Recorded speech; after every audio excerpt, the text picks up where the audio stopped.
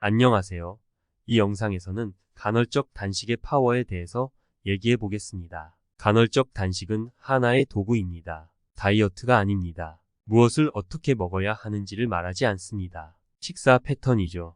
먹고 먹지 않는 식사 패턴입니다. 칼로리를 줄이는 것이 아닙니다. 먹는 시간과 먹지 않는 시간을 바꾸는 것입니다. 이것이 간헐적 단식의 핵심입니다. 그 이유에 대해 이야기해 봅시다. 간헐적 단식은 신체에서 가장 강력한 두 가지 주요 호르몬을 유발하기 때문입니다. 하나는 노화를 방지하는 성장 호르몬이자 가장 강력한 지방 연소 호르몬입니다. 성장 호르몬은 근육을 보호하고 재지방량을 늘리며 몸에서 지방을 빼는 가장 강력한 지방 연소 호르몬입니다. 그 다음은 인슐린이 있습니다. 인슐린은 지방을 저장하는 데 도움이 된다는 점에서 매우 강력한 호르몬입니다. 체중 감량을 원할 때 인슐린이 있으면 체중을 줄일 수 없습니다. 지배적인 호르몬이므로 성장 호르몬을 차단합니다. 살찌게 만드는 호르몬입니다. 복부 비만인 사람을 보면 인슐린이 너무 많습니다. 간헐적 단식을 하게 되면 우리 몸에서 무슨 일이 일어나는지 봅시다. 먼저 인슐린 저항성에 대해서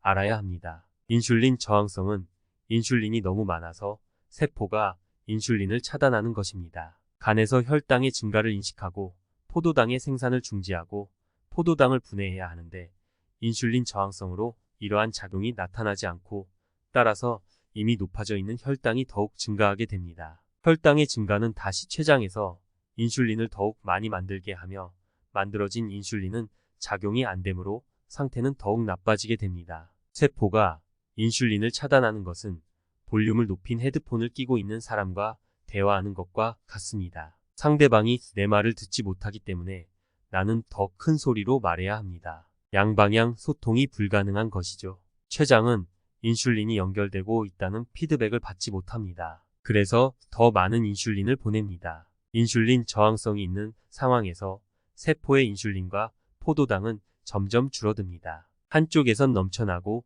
정작 필요한 세포는 죽어갑니다. 이것은 매우 파괴적이며 당뇨병 전증을 유발하고 많은 문제를 일으킵니다. 그렇다고 지금 당장 강도 높은 간헐적 단식을 시작해야 한다고 말하는 게 아닙니다. 지금 당신이 하고 있는 식습관 그대로에서 시작해서 조금씩 변화를 주고 마침내 충분한 간헐적 단식을 완성해 나가는 것입니다. 일상의 식습관에서 시작해서 파격적인 지방 연소에 이르기까지 단계별로 간헐적 단식의 과정을 이어 나가는 것입니다. 하루에 5끼 또는 6끼로 시작한다고 가정해 봅시다. 아침, 점심, 그리고 간식을 먹습니다. 어떤 사람들은 아침, 간식, 점심, 간식, 저녁, 간식을 먹습니다. 실제로 그렇게 하는 사람들이 많습니다. 식사를 할 때마다 인슐린은 급격하게 증가합니다. 많은 사람들은 탄수화물을 섭취할 때만 인슐린 수치가 급증한다고 생각합니다. 아닙니다.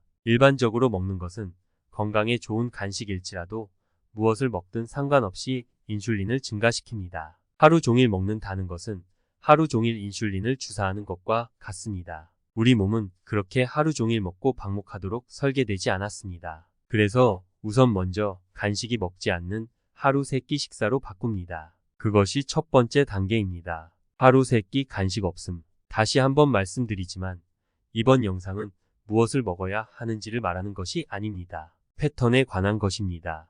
이렇게 하루 3끼 식사를 하고 있다면 다음 단계로 이동하여 더 많은 지방을 태우게 합니다. 다음 단계는 16-8의 패턴입니다. 즉 16시간 단식 8시간 사이의 식사.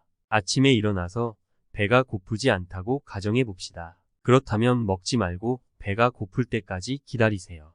가장 좋은 것은 아침에 일어나서 식사하기까지 4시간 동안 간격을 두는 것입니다. 일어나면 적어도 첫 식사를 하기까지 4시간이죠. 아침 6시에 일어났다면 10시에 먹고 저녁 식사를 저녁 6시에 한다면 16시간의 단식과 8시간의 식사 간격이 됩니다. 만일 아침 8시에 일어나서 식사를 하고 밤 8시에 식사를 한다면 아침 공복 시간이 짧아서 충분한 단식을 하지 않은 것이 됩니다. 간헐적 단식의 진정한 힘은 밤사이 그리고 아침까지의 단식 시간입니다. 밤에 자고 있을 때부터 아침 공복이 쭉 이어졌을 때 비로소 강력한 지방 연소가 시작됩니다. 이것이 우리가 16시간의 단식을 원하는 이유입니다. 하루 3끼를 꼬박꼬박 챙겨 먹으면 뱃살이 잘 빠지지 않을 것이라는 것을 이제 아시겠죠? 더 나아가서 더 강력한 지방 연소를 원한다면 하루 2끼 식사 즉 4-20 단식 패턴으로 넘어갑니다. 이렇게 했을 때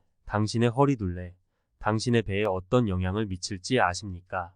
20시간 단식하고 4시간 동안만 식사를 합니다. 아침에 일어나서 예를 들어 12시나 1시가 될 때까지 기다렸다가 첫 식사를 하고 4시간 후에 다음 식사를 합니다. 1시에 식사를 하고 다음 식사는 5시에 한다고 가정해 봅시다. 4시간의 식사 시간과 20시간의 강력한 지방 연소 시간입니다. 이때 중간에 고강도 인터벌 트레이닝을 더하면 간헐적 단식의 완성 끝입니다. 이렇게 극적인 패턴으로 전환하기까지는 시간이 걸립니다. 그냥 몇 분 안에 일어날 것이라고 생각하지 마십시오.